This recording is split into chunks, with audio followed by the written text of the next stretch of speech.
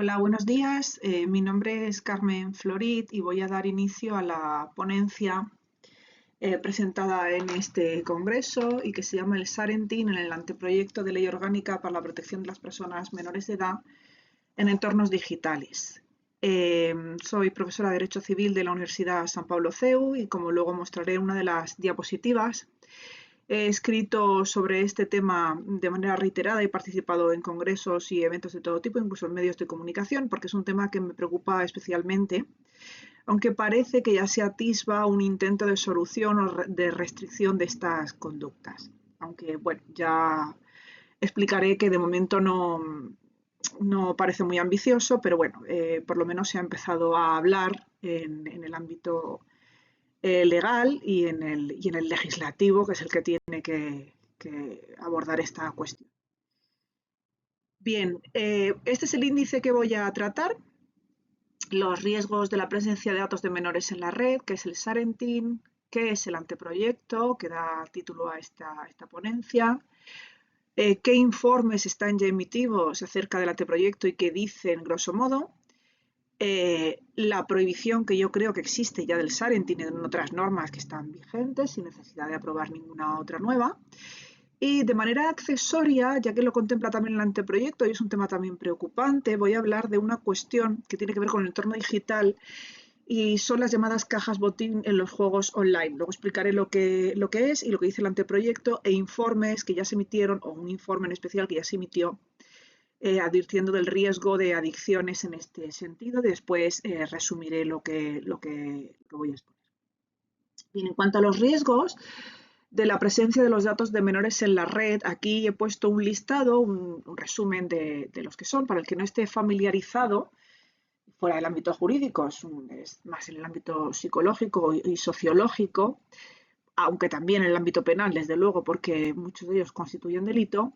Los peligros más evidentes y además no poco frecuentes en la práctica son el grooming, al que se llega también mediante la localización, el morphing, el bullying, la creación de la huella digital al menor, la influencia de todo esto en las adicciones y en las futuras adicciones del menor y los problemas de salud de tipo psíquico derivados de todo lo anterior. Bien, el grooming es una práctica en la que un adulto se informa sobre un menor, sobre sus datos, pues a qué colegio va, dónde vive, si es niño o niña, qué amigos tiene, qué deportes hace, qué aficiones tiene, etcétera.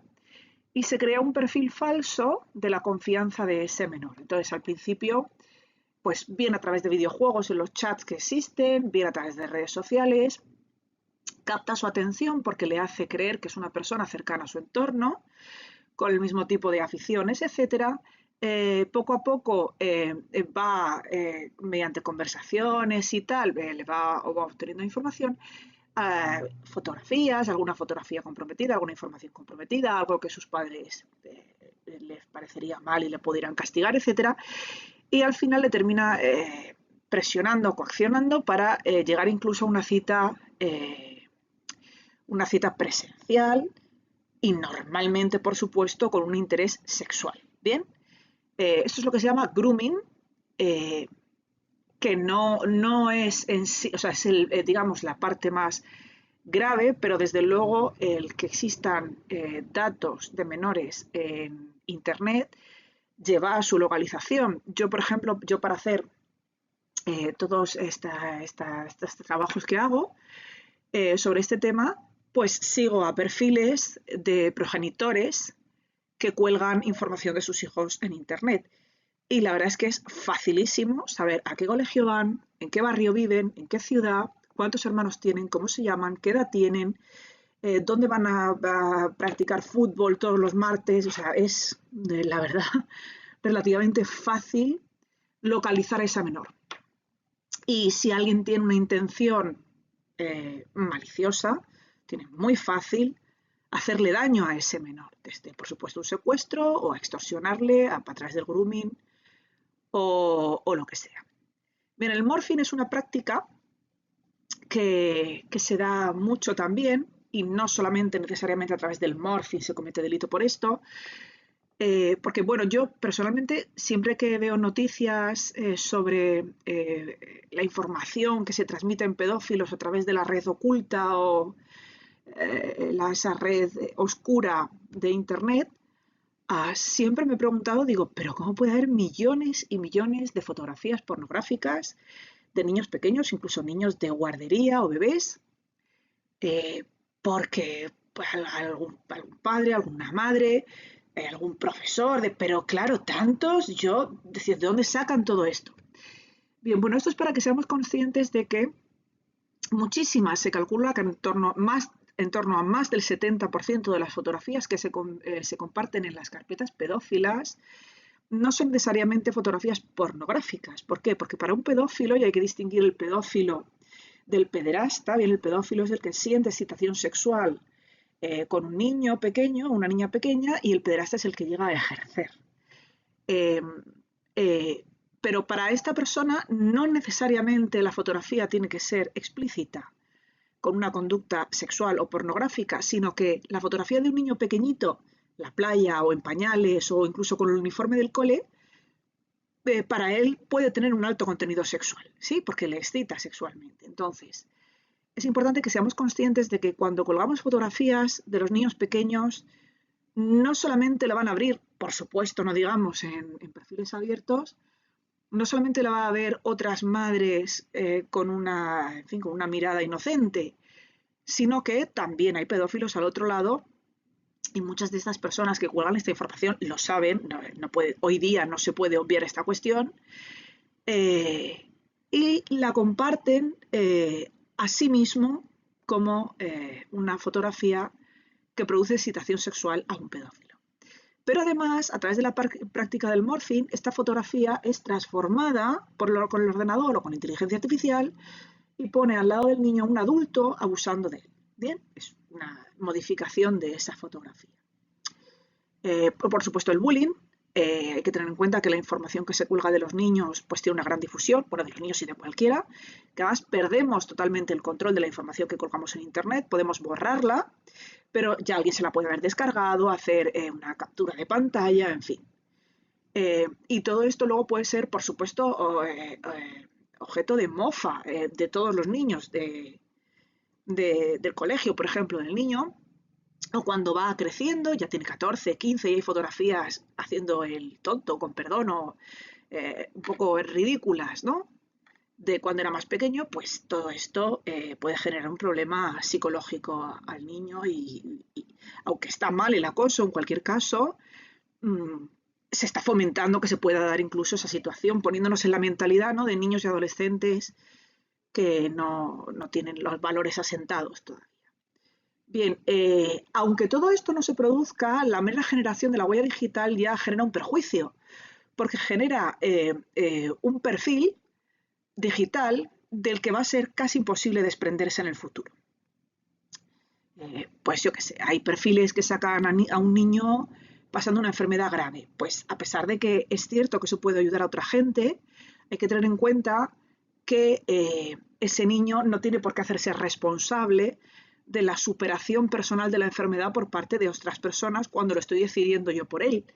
Eso significa que en el futuro, ese niño, por ejemplo, cuando busque un trabajo, pues todo el mundo sabe con un rastreo sencillo que tuvo una enfermedad muy grave que lo puede afectar mentalmente, por ejemplo, ¿sí? En cuanto a las adicciones, ya existen muchos informes que hablan de las adicciones que producen las redes sociales y el scroll este infinito. Y sí que se está llegando ya a detectar, y además de manera muy temprana, problemas de tipo psíquico, bien de atención, bien de depresión, etcétera, etcétera, ¿sí? Además, porque hay que entender cómo funcionan las redes sociales. Si uno se fija en realidad, más del 90% del contenido de redes sociales es mera publicidad, lo que pasa es que está escondida, está camuflada de vida privada, pero es publicidad. Muchos perfiles, por ejemplo, de madres, porque generalmente son madres que cuelgan contenido sobre sus hijos, son totalmente artificiales. No digo que no existan esos hijos y que no sean suyos, pero sí existe una empresa detrás que le coloca los mantelitos, los pijamas, la fiesta de cumpleaños, están constantemente anunciando productos Aparte de que esto, bueno, es trabajo infantil encubierto, como dice el anteproyecto, puede ser trabajo infantil encubierto, no regulado o no controlado por la autoridad, como tiene que ser cualquier menor que trabaje como artista, no hay control de a quién van los beneficios económicos de ese trabajo infantil, la mera explotación de la intimidad de ese niño, no considerándose trabajo infantil, vulnera el 197 del Código Penal, etcétera, ¿sí? Bueno, estos son grosso modo los riesgos que conlleva la información de cualquier persona, pero especialmente de los menores, porque no tienen madurez suficiente para gestionar quizá este tipo de cuestiones. Bien, el parenting es la unión de dos palabras inglesas, compartir y paternidad, ¿no? Compartir tu paternidad, que es lo que hoy día muchas madres y muchos padres, en gran medida, con tremenda diferencia, las madres, mucho más que los padres, comparten información de sus hijos en redes sociales. El sharenting es en sí eso, y el over-sharenting sería cuando se hace de manera desmedida. Hay perfiles que es que publican todos los días, incluso algunos todos los días, el día a día de sus hijos. Cómo se levantan, cómo desayunan, cómo se van a jugar, cómo tal.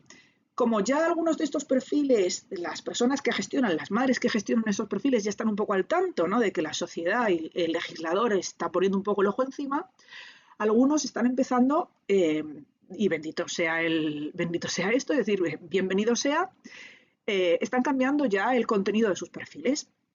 Algunas porque los hijos están haciendo mayores y ya van a otra cosa, y otras porque se están dando cuenta de esto, y algunas porque se están dando cuenta de que lo que hicieron no estaba bien. Y ahora pues están guiando más hacia la moda, hacia la decoración o incluso hacia el deporte, ¿sí?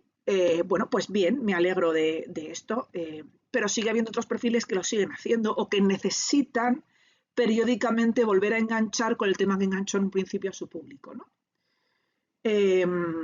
También existe la llamada figura de los kidfluencers, que hace poco, ayer precisamente, salió en El Mundo una noticia acerca de que el legislador parece que también va a legislarlo, porque es trabajo infantil.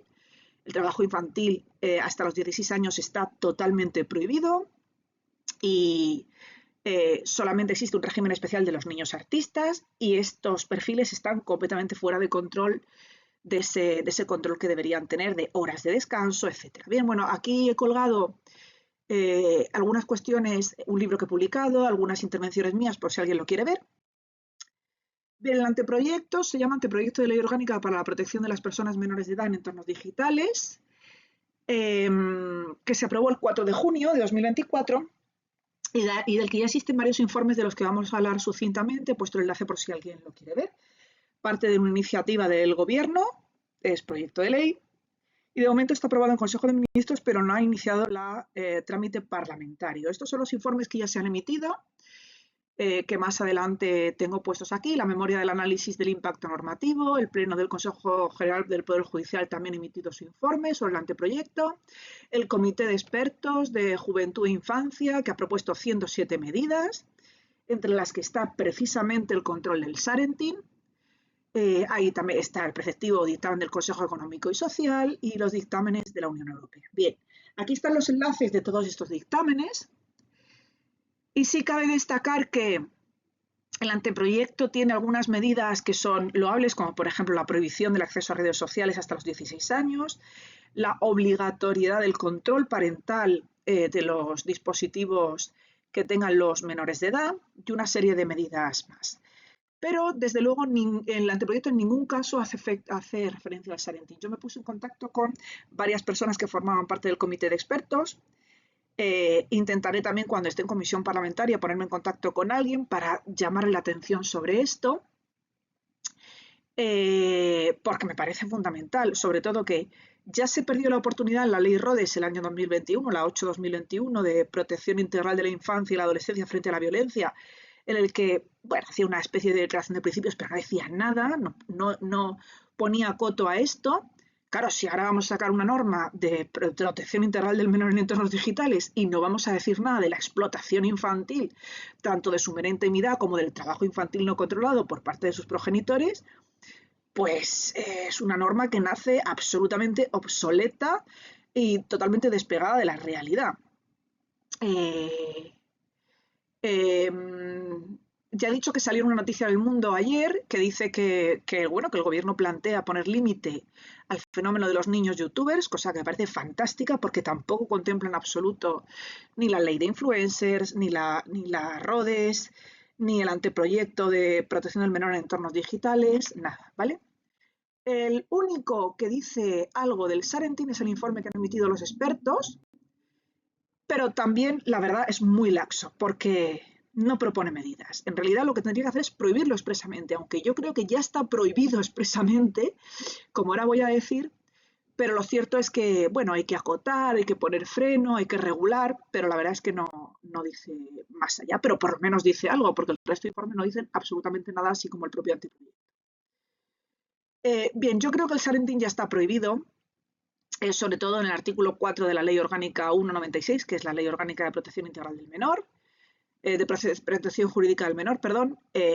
Para mí este artículo es taxativo, o sea, con este artículo está totalmente prohibido compartir información del menor en Internet, eh, si esa información no le produce además ningún beneficio. Es decir, yo creo que hay que hacerse una pregunta. Cuando yo cuelgo información de mi hijo en Internet, ¿esto le beneficia en algo? Porque si no le beneficia en nada, por supuesto no lo tengo que colgar. Y si además le perjudica, por supuesto no lo tengo que colgar, porque además estaría cometiendo un delito. Porque alguna información que se cuelga en Internet no es precisamente inocente.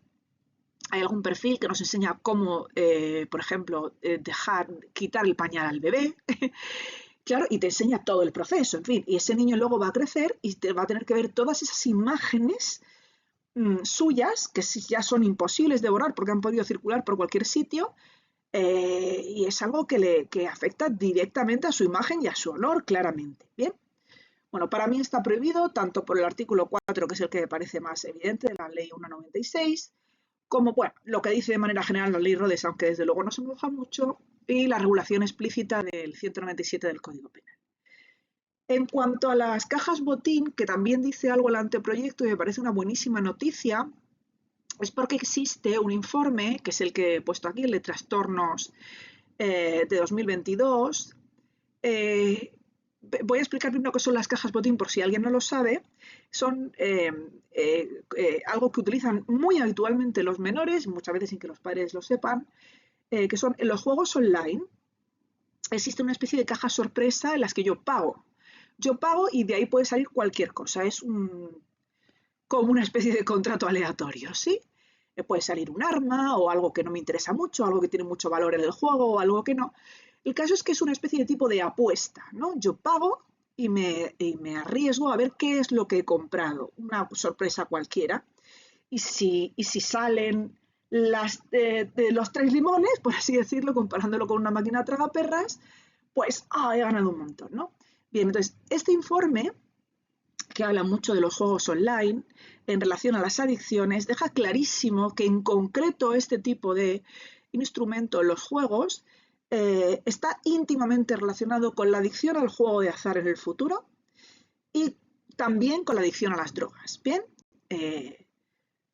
porque es una manera de jugar que incentiva no el juego lúdico, sino el juego de apuesta, ¿sí? De tal manera que el anteproyecto sí que va a pretender prohibirlo y esto me parece una noticia fantástica porque eso estaba creando realmente muchísimos problemas. Bueno, yo tengo que terminar porque creo que me he pasado mucho de tiempo. En conclusión, el anteproyecto no dice nada del Sarentin, precisamente cuando es una ley para proteger a los menores en el entorno digital.